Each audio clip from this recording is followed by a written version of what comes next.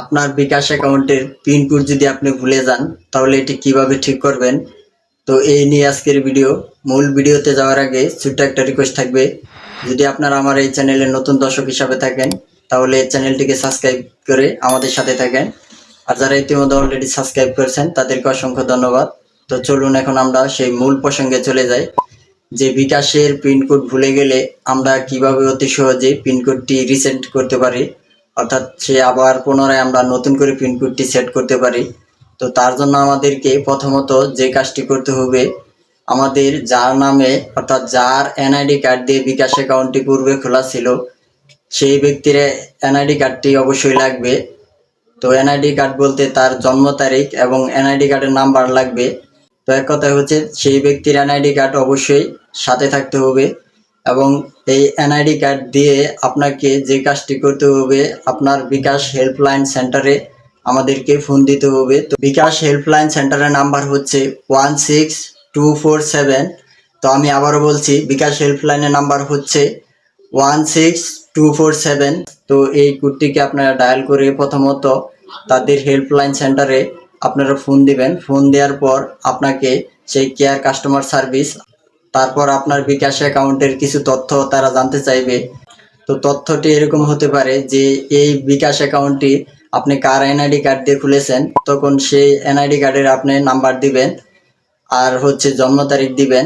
তো এটি দেওয়ার পর আপনাকে আরও কিছু তথ্য তারা জানতে চাইবে, আপনি কত টাকা শেষ লেনদেন করেছেন। তো এটি হয়তো তারা জানতে চাইবে, যেমন হচ্ছে মোবাইল রিচার্জ বা সেন্ট মানি বা ক্যাশ আউট। তো এরকম আপনি সর্বশেষ যে লেনদেনটি করেছেন, তো এরকম সে এখন প্রশ্ন জাগতে পারে যে আমার অ্যাকাউন্টে আমি সর্বশেষ কত টাকা লেনদেন করেছি, তো এটি আমার হয়তো মনে নেই। তো এই জায়গায় আপনি ছোট্ট একটা টিপস অ্যাপ্লাই করতে পারেন।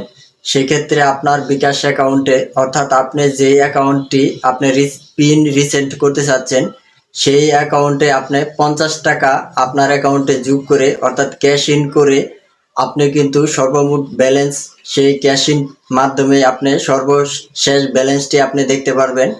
তো আপনার যখন ফোন দিবে তখন কিন্তু আপনি অবশ্যই বলতে পারবেন যে আমি সর্বশেষ আমার বিকাশ অ্যাকাউন্টে 50 টাকা আমি আমার অ্যাকাউন্টে যোগ করেছি, অর্থাৎ ক্যাশ ইন করেছি। এই ক্ষেত্রে কিন্তু আপনি একটি পয়েন্ট আপনি পেয়ে গেলেন। তো কেয়ার কাস্টমার সার্ভিস প্রতিনিধি এরকম তথ্য আপনার কাছে জানতে চাইবে। তো এরকম যদি সব কিছুর তথ্য আপনি ঠিকঠাক মতন দিতে পারেন হেল্পলাইন সেন্টারে, অবশ্যই কিন্তু আপনি আপনার সেই বিকাশ অ্যাকাউন্টটি পিনকোডটি রিসেট করার অবশ্যই তারা সুযোগ দিয়ে দিবে। তো আপনি পরবর্তীতে সেই ব্যক্তির এনআইডি কার্ড দিয়ে আপনি নতুন করে পিন সেট আপ করতে পারেন।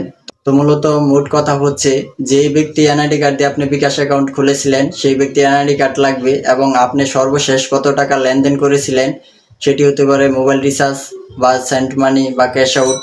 তো তাদেরকে সেই তথ্যটি দিলে তারা আপনাকে পুনরায় পিনকোডটি রিসেট করার তারা অপশন দিয়ে দিবে। তো আপনারা আরও একটি কোড ম্যানুয়ালি টাইপ করেও কিন্তু আপনি বিকাশ অ্যাকাউন্টের পিনকোডটি রিসেট করতে পারেন। তো ম্যানুয়ালি টাইপের যে কোডটি হচ্ছে *247#। তো এই কোডটি আপনারা ডায়াল করেও কিন্তু আপনি অতি সহজেই ম্যানুয়ালিভাবে আপনি পিনকোডটি রিসেট করতে পারেন আপনার সেই সমস্ত তথ্যগুলো দিয়ে। আপনি কিন্তু এভাবে আপনার অতি সহজে বিকাশের পিনকোডটি রিসেট করতে পারেন। তো মূলত এটি ছিল আজকের পরামর্শ। তো ভিডিওটি ভালো লাগলে চ্যানেলটিকে সাবস্ক্রাইব করে আমাদের সাথে থাকেন। ধন্যবাদ সবাইকে, দেখা হবে আরো কোনো নতুন ভিডিওতে। আল্লাহ হাফেজ।